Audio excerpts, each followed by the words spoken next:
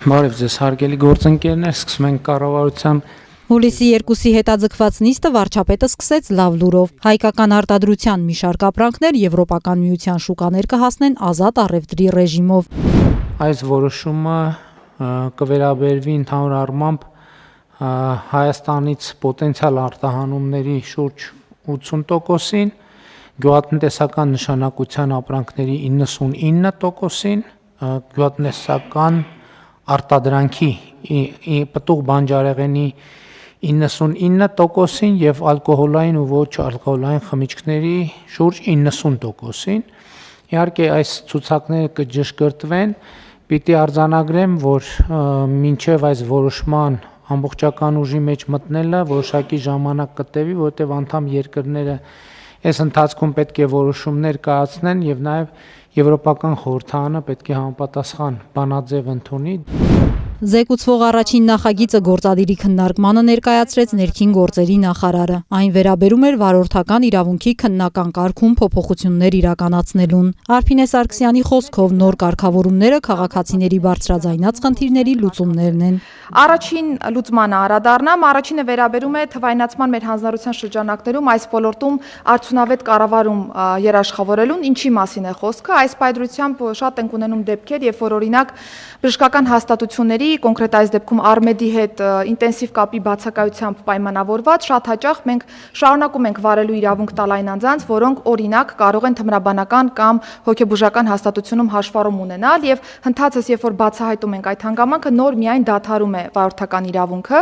բայց այս պայմանությամբ փոխգործակցություն ենք երաշխավորում Արմեդի հետ, երբ որ կկարողանանք ըստ այդմ ավտոմատ եղանակով այս հանգամանքները բացահայտել եւ անգամ երբ որ քաղաքացին չի գալիս հաշվառման քննական ստորաբաժանում, բայց մենք ազդակ ենք ստանում Արմեդից, այս դեպքում արդեն սա հիմք է հանդիսանալու իրավունքի դադարման համար։ Երկրորդ փոփոխությունը վերաբերելու է տեսական քննությունից ստացած դրական արդյունքների վավերության ժամկետին։ Այս պահին այդ ժամկետը 1 տարի է։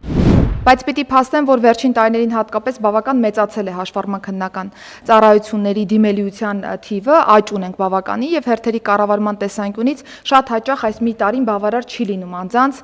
դիմելու եւ նաեւ գործնական քննությունը հաղթահարելու։ Երկրորդ իրավիճակում օրինակ շատ են դեպքեր, երբ որ գործնական քննություններից բազմաթիվ են բացասական արդյունքները եւ կրկին մի տարի ժամանակահատվածը բավարար չի լինում այս տեսանկյունից եւ երրորդ իրավիճակը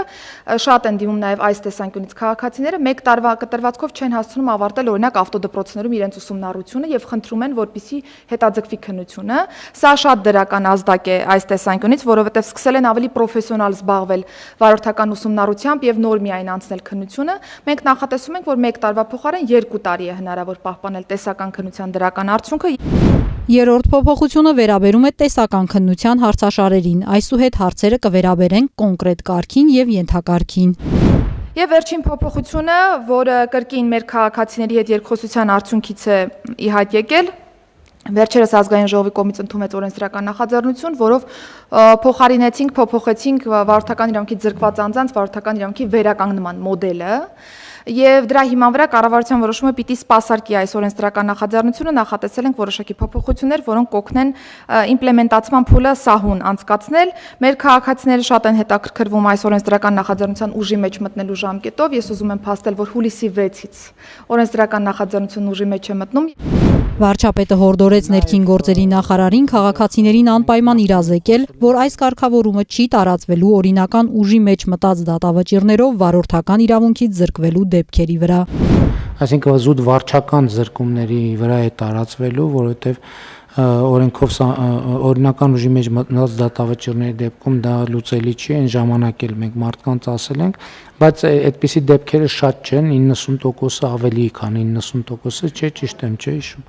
Մնացած մասով էլ այդ թեմայով էլ իհարկե ես տասնյակ նամակներ եմ ստացել, եթե ոչ ավել, այդ բոլոր իրավիճակների, որը վերահասցեագրել են բոլոր նախարարին։ Որոշումն ընդունվեց, բացի 4-րդ կետից մնացած դրույթներն այս տարվա սեպտեմբերի 1-ից կգործեն։ Կրթության, գիտության, մշակույթի եւ սպորտի նախարար Ժաննա Անդրեասյանն էլ կառավարության քննարկմանը ներկայացրեց նախադպրոցական կրթության հաստատությունների լրացուցիչ ֆինանսավորման հարցը։ Ընդգծեց 2021 թվականի համեմատ Հայաստանում նախադպրոցական կրթության մեջ ներգրավվածների թիվն աճել է 17%-ային կետով։ Բայց միևնույն ժամանակ պետք է նկատել, որ հատկապես քաղաքային բնակավայրերում շարունակում են առկա մնալ հերթեր, որոնց պատճառով բազմաթիվ երեխաներ մինչև դպրոց հաճախելը չեն ընդգրկվում նախադպրոցական ծառայություններում։ 25 թվականի տարեվերջի դրությամբ Երևան քաղաքում հերթագրված էին 12930 երեխաներ, որոնք նախադպրոցական կրթության մեջ ընդգրկման հնարավորություն չեն ունեցել հենց նման հերթերի պատճառով։ Եվ պետք է ասել, որ մեր կրթության ռազմավարությամբ մենք քաղաքային բնակավայրերում հատկապես նախատեսում ենք, որ ծառայությունների ընդլայնումը պետք է լինի համագործակցելով մասնավորի հետ եւ խթանելով մասնավոր նախադպրոցական ծառայությունները։ Մասնավոր նախակրթական ծառայությունների համար ներդրվել է լիցենզավորման պարտադիր պահանջ։ 249 մասնավոր նախաուսումնական հաստատություն արդեն իսկ լիցենզավորվել է։ Նախատեսվում է ներդնել 1 երեխայի ֆինանսավորման նախագիծ պետության եւ համայնքային բյուջեից։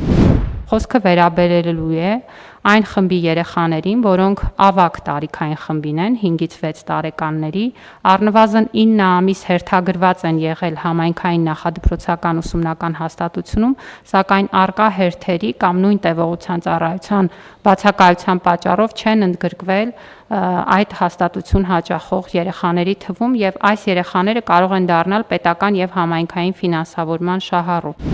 2027 թվականից ծրագիրը կգործի Երևանում, Աբովյանում եւ Վանաձորում, 2028 թվականից բոլոր քաղաքներում, որ երեխան դուրս չմնա նախադպրոցական կրթությունից, կվճարեն համայնքը, պետությունը եւ ծնողը։ Ֆինանսավորումն իրականացվելու է թվային հարթակներում եղած տեղեկատվության հիման վրա։ Կառավարում ենք առավելագույն ծնողական համավճարի չափը, որպեսզի ֆինանսական առումով ծառայությունները լինեն մատչելի եւ նշում ենք, որ չի կարող ծնողական համավճարը գերազանցել պետական ֆինանսավորման 1 սանի հաշվով չափաքանակի 80%-ը, որը 1 տարվա համար շուրջ 430,000 դրամ է։ Վարչապետը շեշտեց, սա նաև ներդրում է մասնավոր կրթական ոլորտում, որը հեռահար նպատակ ունի խթանել մասնավորի հետաքրքրվածությունը հանրակրթության ֆինանսավորման տեսանկյունից։ Կառավարության մեկ այլ որոշմամբ էլ պետությունը կվճարի դպրոցականների լողի, դահուկավազքի եւ հրաձգության արտադպրոցական պարապմունքների համար։